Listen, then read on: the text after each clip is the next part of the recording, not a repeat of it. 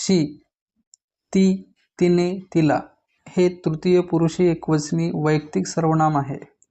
आपल्यापासून दूर असलेल्या एकवचनी स्त्रीलिंगी नामासाठी सर्वनाम वापरतात.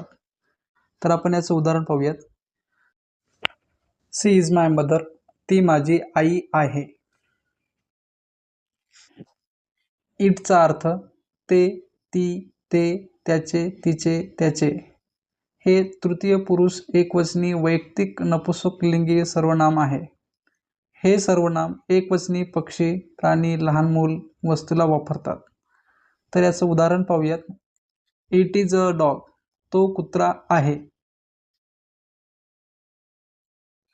धिसचा अर्थ हा, ही, हे होतो. हे दर्शक सर्वनाम आहे. तर याचा वापर जवळ असलेली एकवचनी व्यक्ती, वस्तू, प्राणी यासाठी धिसचा वापर होतो. तर याचं उदाहरण पाहूयात. दिस इज माय बुक, हे माझे पुस्तक आहे. दिसचा अर्थ हे, ह्या, ही असा होतो.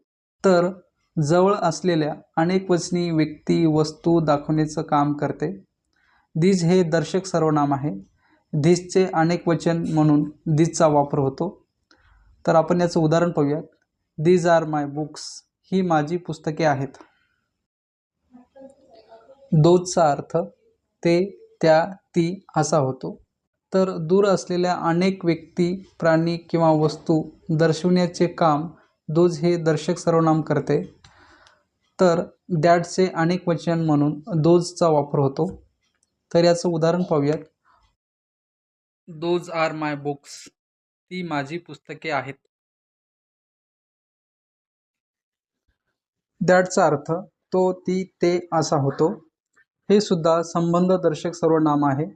लांब असलेल्या एकवचनी व्यक्ती, वस्तू, प्राणी दर्शवण्यासाठी दॅटचा वापर होतो. तर याचे आपण उदाहरण पाहूयात. दॅट इज अ डॉग, तो कुत्रा आहे.